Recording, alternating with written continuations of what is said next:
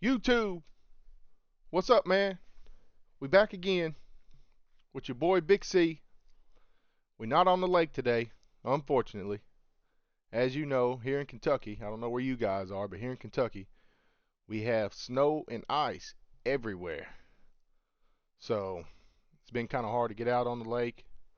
I figured I'd bring you guys along on something that doesn't get discussed as much as I think it should, and that's learning how to read topo maps, planning out your trip. You know, um, if you get on here and plan out your trip, pick some spots. Learning how to figure out where these fish are during the winter months, and that's exactly what we're going to talk about today. We're going to go in depth on winter fishing, winter bass fishing. May talk a little bit about some crappie. And I want you guys in the comments down there to drop some comments, man. I'm always wanting to learn. If you guys know something, let me know. Let's talk about it. So thank you guys for stopping by today. We're gonna get right into it. So what I want to teach you guys is some of the things that I've picked up on. You know, one of the most important things about fishing is learning these fish, learning their behaviors. Where do they move in the wintertime? Where do they go? The fish aren't up shallow as much anymore. Still a few fish shallow, but for the most part, depending on where you fish, the majority of the fish are going to go out to the deeper water, the more stable water. So we're gonna talk about that and break down this map a little bit and just I'll try to teach you guys on what I know. You teach me on what you know, so we can learn together. That's what this is all about here on One Fin. So basically, this here what we're looking at here is just this is a topo map, a fishing topo map chart, like a chart plotter type map. Um, all you guys have, some of you guys may have Lowrance, Humminbird, Garmin, but all you guys can get signed up and log into this. Usually you got to pay for this stuff. You can find free ones online. Go on Google, search up whatever your lake is, like this, for example, Lake Cumberland topo map. That's what I search up. You can find a map similar to this that shows you contour lines, so you can look at your lake. But this is very important, man, for people that don't spend a lot of time on the water. Um, this is a tool that you can use, and for people that do spend a lot of time on the water, it's a tool that you can use to be able to eliminate water and put yourself in high percentage areas to be able to catch these fish, depending on the season. So that's what I want to go over. Um,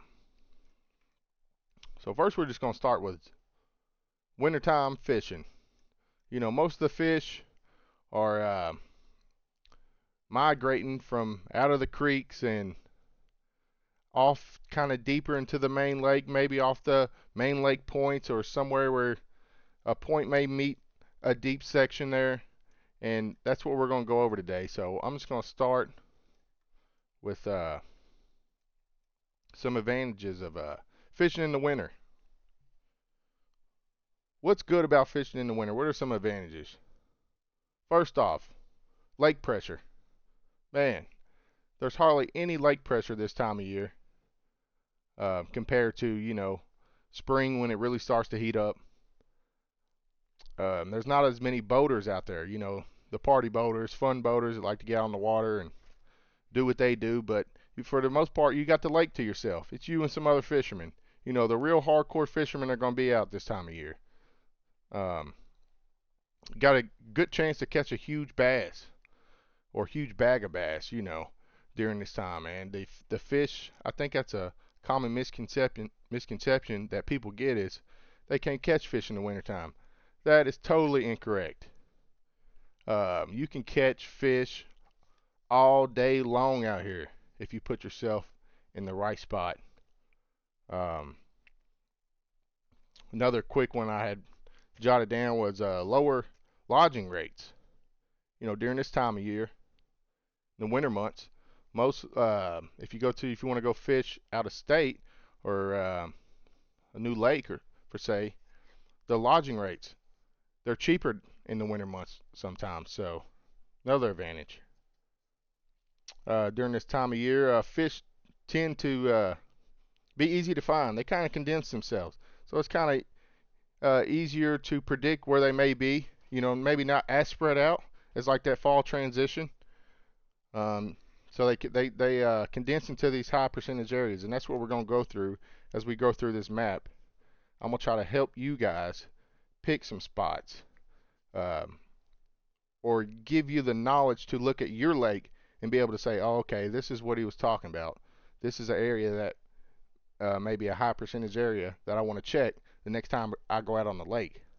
You know, the whole point of this is for you to pick some spots. That way, when you go on the lake, you have a game plan and a strategy in place. You know what they're doing this time of the month or this year. Um, you're gonna get out there and try to catch them. So, some high percentage areas, yeah. Creek channels, main river channels during this time of year in the winter.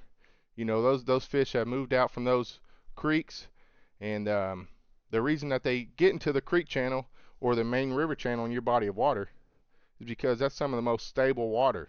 You know, up in those creeks, really shallow, where the fish may have been in that fall transition, or they may have been up there in the summer months. In the winter, man, that water up there isn't stable. You know, a fish wants to survive, so he's going to swim, you know, migrate out a little bit deeper, get off on those deep breaks. Now, he may move shallow to eat, depending on the weather. You know, that day, the weather may get warm. He may pull up. He may get on one of those little bitty flats that may drop off, you know. We're going to talk about some of the spots, but main lake points, secondary points, all these um, main lake points, and we're going to point some out here. Great places to start looking for fish. Anywhere that a point bumps into a creek channel, great place. Main lake point or secondary point that a creek channel may hit, or main lake point that a main river channel may swing against. You know, if that main river channel swings and hits that point, that's a high percentage area. That's an area that I would check first. We're going to talk a little bit about, no, we talked a little bit about where they go. I got a little sheet here, cheat sheet. So, where's the bait? Where's the bait? At the end of the day, man, fish are going to do a couple things. They want to survive, and they want to eat. They want to make it to that spawn, you know, to reproduce. They're pretty simple, man. So they're simple, but they can be complex, you know, in these seasonal changes and where they're going. But if you can pick up on some patterns of what they do, and you go out, develop a game plan on this topo map, and you go on your lake, and you put that plan in place, and you go out and achieve that, you'll be able to start making, start patterning these fish. You know, for example, you may go to the lake and start catching a few on a main lake point that has rock on it. So what you want to do is go in other places on the lake and look for the same things. You know, that's what I mean by high percentage. So we're trying to eliminate water and put you guys in the best spot to be productive and catch more fish. So let's see, couple things in the winter time. These fish love deep water access. You know, like I said, stable water. They want to be in stable water this time of year. So as we jump in this topo map right here, I'm just going to show you a little bit about this. These topo maps, what we're looking at here when I talk about access to deep water, what signifies deep water is, on this topo map, is when the lines are closest together. These are contours lines. These are showing you the contour of the bottom. So wherever it is on your lake, you may be on, like, we're looking at a Highland reservoir today on Lake Cumberland, but maybe we'll jump to a lowland reservoir like Guntersville, or, you know, a lake that isn't as steep. But this is what you want to look for. These are similarities that all the fish are going to do this time of year. They're going to look for these breaks. You know, they're going to look for stable water, somewhere where they can get off, you know, be safe quick. They want to be able to, depending on the weather, it doesn't matter if the weather is 40 degrees or if it's 7 degrees. They're going to stay in this spot pretty much all winter if you find them. So They may move a little bit, but for the most part, if you find them this time of year, man, fish them, man. You can catch a big bag this time of year. Fish of a lifetime. Um, let's see, where was I? But the bait, yeah, where I was back on the bait. Where's the bait? They want to eat, man. Like in Lake Cumberland here, as you can see, this is a highland reservoir. Very, very steep lake, man. I mean, as we look here, all these banks, even into the creeks, very deep. You know, you're talking 60, 67, 76 feet of water in the creeks here. So some of these rules kind of vary, you know, because Lake Cumberland is so deep.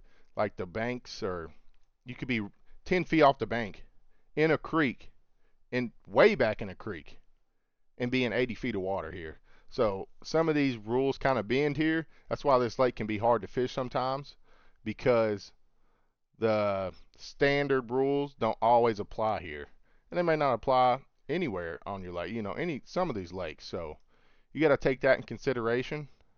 But the bait is a big factor on this lake, because if you go into a creek, man, for say, and like I said, these creeks are so deep, these fish will stay there.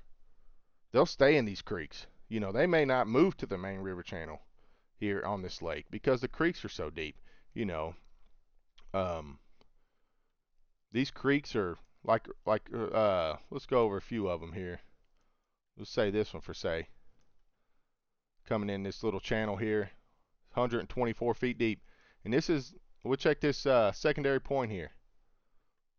I mean, you got to think, man, 7 feet right up on the shore.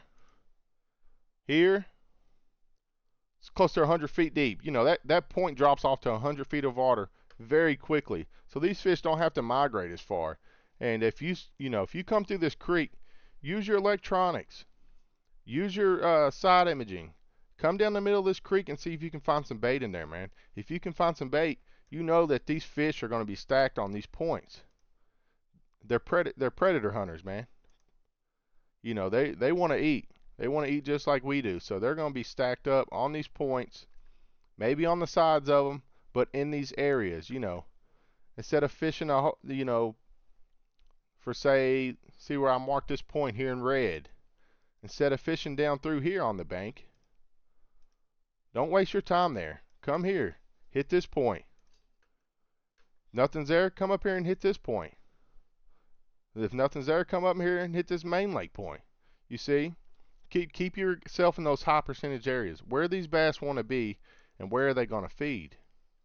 That's what they're looking to do. And during this time of year, the bass are, you know, they're lethargic, man. The water's cold.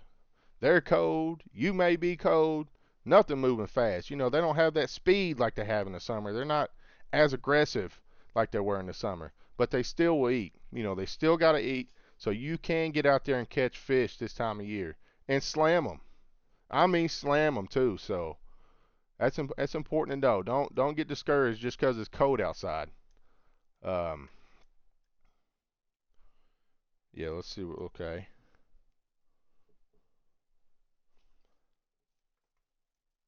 Okay. Lake Cumberland has a lot of rock. You know, everybody knows that. It's primarily rocky walls, really steep rocky walls, bluff walls. So if you in your lake, that is one great thing to look for in the winter is rock. If you can find a rock pile along a creek channel or on a um, main point, if there's rock on that point, you know, something um, that can retain that heat. You know, rock during the winter is very important because when the sun hits it, yeah, the rock may be, just say, 10 or 15 feet deep and have deep water access close by. If that sun can penetrate that water and hit that rock, it'll retain a little bit of heat. It may only be a degree or two at the most, but enough to get those fish stacked there, you know. So that's important to know. So if during this time of year, you don't want to fish the sandy flat bottoms as much. You know, look for these areas that have a little rock in them, a hard bottom, a transition, you know, something like a bluff wall. Bluff walls are great, and let's go on this topo map and let's find a bluff wall so I can show you guys. As we have here, here's the river channel. River channel coming down through here. Right here, how do I know that this is a bluff wall? Well, I'm gonna tell you. All the contour lines are so close together, almost they're touching each other. So that tells me by looking at this map, if I had never been here before, that wall is pretty much a sheer bluff wall. It's straight down. It may have a little bit of angle on it, but for the most part, this wall is going to be straight up and down. So this would be a good place to look, a good place to check. Why do I tell you to fish bluff walls?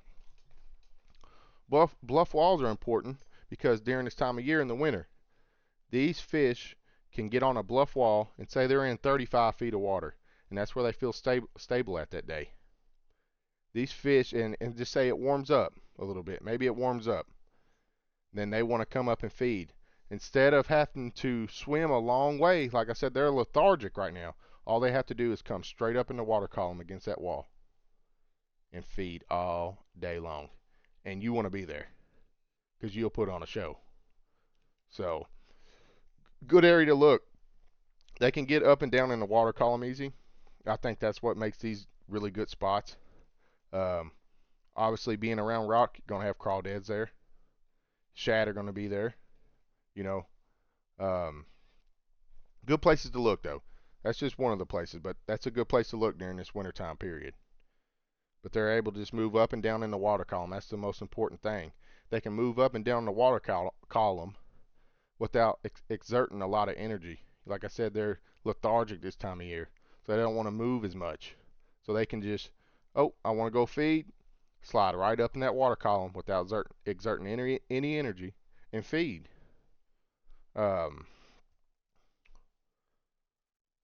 Places with deep water access. So I think we talked a little bit about that, but just for say, this point here, we can tell that this has deep water access based off how close these contour lines are together.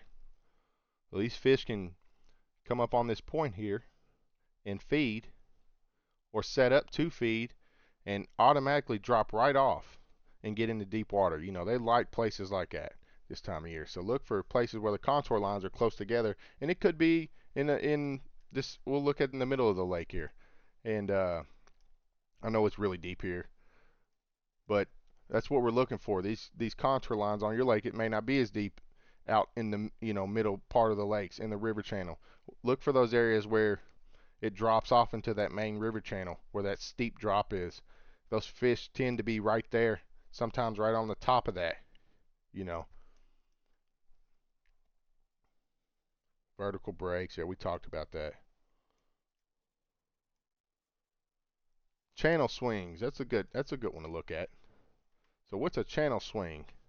A channel swing is pretty much what it says. It's the main river channel where it swings. So as you see the main river channel coming down through here, or the creek channel, this is the river channel though, coming down through here. And see where it makes this big bend, this swing, it's swinging right here. The main river channel is swinging. This is an area right on this steep bank here. As you see, all these lines are really close together. It's where it drops off. Right on top right here is where these fish are going to stack. They're going to stack right there and just wait. They're going to be, depending on which way the wind's blowing, they're going to have their face into that wind, looking at that main river channel. And as soon as that bait comes down through there, they're going to hammer them. You know, this is a place where they can ambush in these creek channel swings. So, and a good tip about these creek channels, wherever a creek channel meets a point, I think we talked a little bit about that, but we'll look at a few areas, see if we can find a few areas here. Give you guys a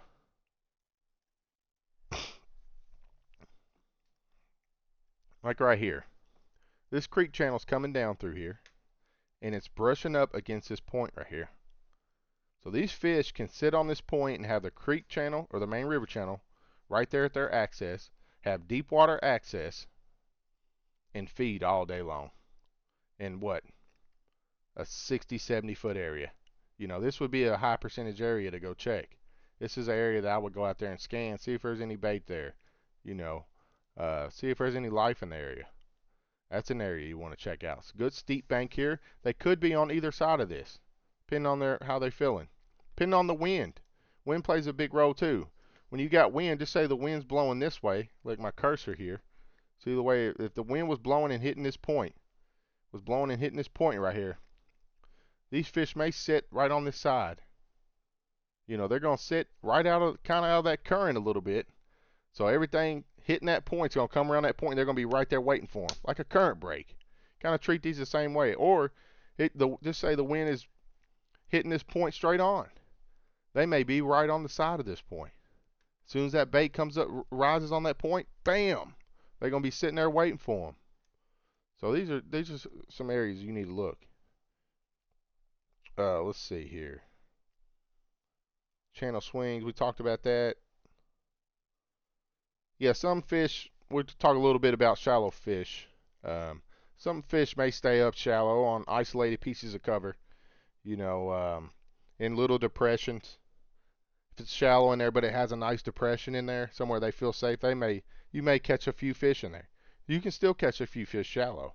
I'm not saying that you can't. I just think the majority, you know, we're looking for schooling. We're looking for a bundle of fish. You know, we want to catch a bunch. So put your thoughts there. Start looking there. We talked a little bit about their behavior, how they're lethargic. I'm just looking over my paper here.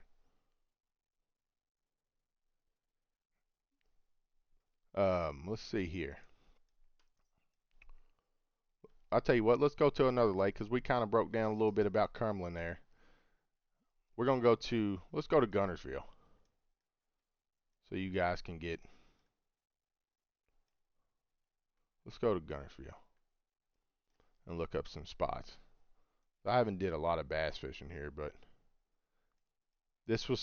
we're going to act, you know, we're going to treat this as I've never been here before. And where would I start, Colin? Where would you start here? So, as you see right here, here's the main river channel. Automatically know that. Here's some creek channels. Here's a main lake point, or you know, main lake's what I call main lake underwater point right here. Good spot. In the winter, you got deep water access on both sides. This is probably a community hole if I had to guess. I can almost guarantee it. But anyway, there's deep water access on both sides. If the wind was blowing the way my cursor is right now, if the wind was blowing, let's see, which way is that? Like a north wind, like a northeast wind was blowing up here on this point. These fish will stack right on top of this point. And as that wind blows, it's going to be blowing bait fish and everything on top of that point. They will be there to hammer them. I promise you. Good place to look. And just like where a creek channel meets the main river channel, right here. This point here, the wind's blowing, I guess it'd be north to south. It's blowing from the north down towards the south. They'd be on this point right here. The wind's hitting that point. You got bait fish getting blown in here. You know, they're going to be stacked somewhere in this area. These are probably all community holes there. I would almost guarantee it. But these are good places to look in the wintertime, you know, to be productive. Use your electronics, people. You know, you got a $60,000 boat. You got $15,000 worth of units. Electronics, don't know how to use them. This is a good time to, you know, in the wintertime, scan around. Try to find something you've never seen before. Look for some fish. Look for some bait. Put yourself in the best position to catch one. That's what we're trying to do here. Let's look at another spot. Another main lake underwater point. Main lake point here. As you see, it's 7 feet there. Kind of tapers out a little bit here, which is okay because it has this deep water. Look how sharp this drop is. You can tell how black that looks because the contour lines are so close together. That's a good spot. I can almost guarantee this is probably a community hole too there. But this looks really good. I'd say people fish this spot a lot. During the winter, summer months, these fish are backed off. They're going to pull up here and get on top of this point right here. And as the wind blows from the north to the south here, I think the actual the current, when they pull water out of this place in the river here, it pulls this way as well. The dam's on this side. We can back out, but the water flows this way. So I know that. And when you get wind mixed in there, wind's blowing, the current's blowing, if they're pulling just enough current that day, those fish are going to be stacked right here, man. This nice sharp break on one side, and they may not be right on the front of the point. They may be on the side of it.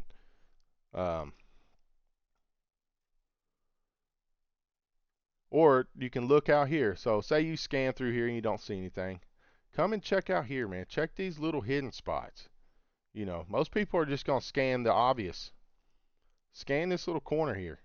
Look where that drop is there. Scan there, because, you know, it may be a small spot like that, but have 10 fish on it. 2 or 3 of them may be 5-pounders, you know. That could make your day right there. There's another little point here. Nice sharp drop here. You got the creek channel, or the creek channel meeting the main river channel here. Good spot. Good point there. Good sharp drop.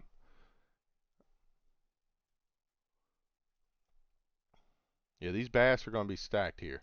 Here's another one where the creek channel meets the main river channel right there. Also a good spot. Let's see. Another point. Underwater point right here.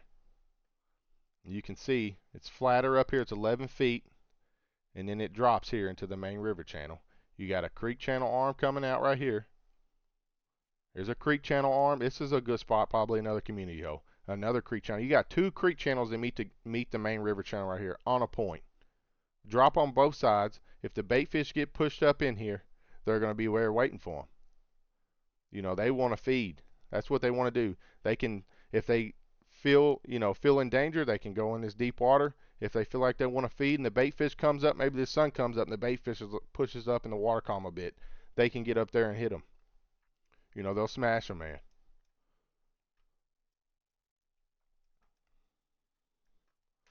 I know this is a long video, but I'm trying to teach you guys a little something about what I know and what works. Okay, let's look at this creek channel here. This is where the main river channel comes down. Here's the creek channel. It's following along. We talked about channel swings. This is a good example of a channel swing. Look at all the opportunities these fish have to ambush. Here's the creek.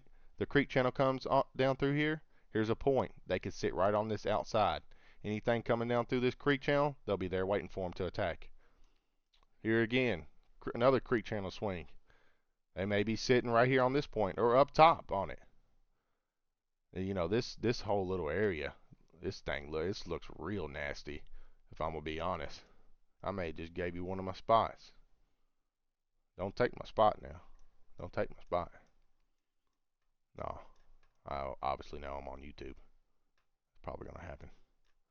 These ain't my spots. We're just looking at a lake that have a little bit of history on, but haven't done a ton of bass fishing here. A lot of crappie fishing. Another main lake point here.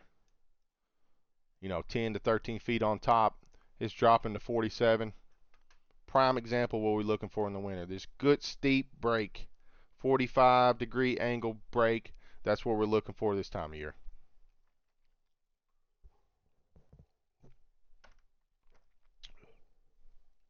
Ah! Another point here. As I'm just looking at this map and trying to teach you guys what I'm seeing. That way you can go look at your home lake and do the same. As I'm looking here, I see that the contour lines are this is a very steep bank. This is a bluff wall. This little stretch here may be 70, 80, 90 yards long here. Good steep wall in the wintertime. Summer months too. I mean, you know, these fish, not as much in the summer, but you know, when it does in the summer, when it gets hot out, they start to move out again. This could be a good spot. Not as much spawning, but this is a good steep wall here. Wintertime, this would be a place I would check. You got the main river channel running down through here. You know, those fish can get on that wall. They don't have to go as far up and down as in the water column. They can, you know, come and go as they want. without exerting a lot of energy. So we go on down through here, some more main river channel. Another point right here. Another good point. Creek channel here, creek channel here. This would be a great point. Think about this. Here's the main river channel coming down through here, right? It bends into this creek channel. And what you have here is one creek channel arm going this way, one going the other way. Where would you look? Well, I'm going to tell you. I would look right here on this point, or this point, or this point. I would check these points here. These are hot spots. That's where you want to look to see. Maybe they're stacked there. Maybe I'll come out here and check this main lake point. Maybe they're right here on this side or on this front. Depending on, check the wind, see which way the wind's blowing. You know, if the wind's blowing, say the wind's blowing in this cove here, I would check right here on this front of this point here. They're going to be stacked right there. And they may not be. I don't know. I keep saying they're going to be. It's not 100%, but high percentage areas in the wintertime. These are some places that I would look. That's all I'm saying. As we go down through here. Let's see what else we got. Creek channel. Really nice creek channel here. Look at all how it swings through here. Almost looks like spaghetti. Good spot. You got fish could get up here in this 21, 22, 25 feet of water, and this is a gradual, steep. It's gradually getting deeper here till it hits that creek channel and it kind of drops off a little better. But look here, you got the creek channel on this side, on the left side here. On the right side, you got the main river channel with the nice steep drop off from 21 to 42, 44 feet of water. Great place to look. These fish could sit right here on this main river channel on the top here, feed on inside the creek channel and the main river at the same time if they wanted, and still be in 21, 22 feet of water. You know, that would be a good place to look in this channel swing here. Maybe on top here. Maybe there's some brush. Maybe there's some structure there. Maybe there's some rock.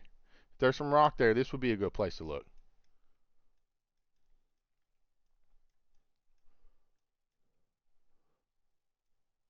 Another channel swing here. Really, oh, that's a real nasty one right there now.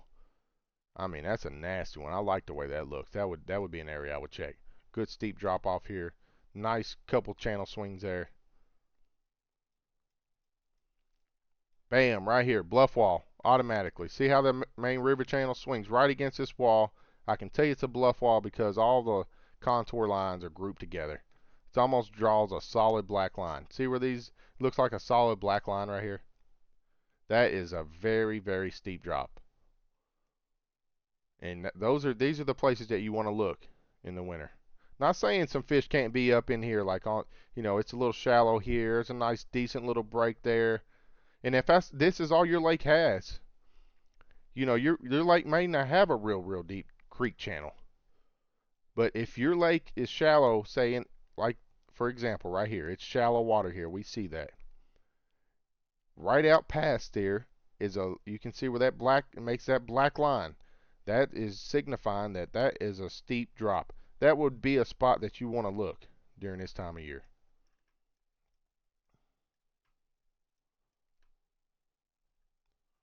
Nice drop here. Feeding into the creek channel, feeding right here into the main river. That would be a good spot to look. I'm sure these are probably some community holes down in Guntersville. And I know I didn't go over Cumberland as long, but the reason I know that lake doesn't always apply to these rules is because I've fished there for 15 years now. Shiner fishing, artificial. You can catch those fish on the main lake points, on the secondary points, you know, any of those points back in those coves where there's deep water. You know, we're talking 60, 70, 80 feet because it can be that deep back on that lake. Yeah, you can hammer those fish all winter in there with those shiners. And that's what we did on our last video. We just point hopped. I picked a bunch of points before I went out on this map. You can download this app, Navionics or Garmin, I think it's called, and go on there, take some of the things that I taught you and apply them as far as looking for points, looking where the creek channel meets the points. You know, you can mark those spots. That way, when you get out there, you'll have a game plan of where you want to go. You're not just lost. And it is important to do that because when you get out there, you may go to one of your spots and look, observe when you're out there. Look for the birds. I always just look when I'm out on the lake. I'm looking for birds. I'm looking for life. You know, I'm looking for bait fish. Always be observing out there, man. Look for those birds, man. They'll tell you where that bait's at. That's for real. Birds, ducks, anything that eats bait, I'm watching. You heard? I'm watching you now. Let's see here. But put a plan together, man. It's much better when you have a plan of attack rather than just going out there and looking, you know. And it is important to look when you're out on the lake as far as what am I saying by looking? Looking at these banks that are steep. Look for banks like if we're talking about Cumberland, Lake Cumberland. Look for banks that are that have rock and wood. So we got to find something that's different. The whole lake has tons of rock. I mean, it's primarily all rock. We got to have something that's a little bit different that those fish are going to relate to. You may go down the bank and find a nice steep bank, or a point that has some trees, isolated trees, you know, 3 or 4 or 5 feet off the bank at Lake Cumberland. That would be a good spot to look. It's a little bit different than all the other points. You know, that's what you're looking for. That's what those fish want to relate to. Something that's a little bit different. Not saying that you can't pick a fish up here and there on just a rock point there, because you can. I did it. But if you want, you know, to catch several back to back and really fill the boat, let's look for those spots that are a little bit different than just your normal point that has rock on it, per se. Look for one that has rock, deep water, and wood on it. That puts you in a high percentage area.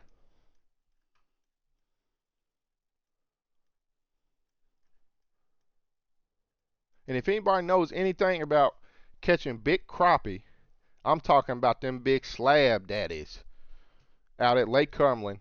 Let me know. I always hear you catch them back in the creeks. I've never fished for them at Lake Cumberland. I want to learn how to catch those big crappie there. If any of you guys would share that with me, I'd like it, because I love them big slab daddies, baby. I love them. Let's see.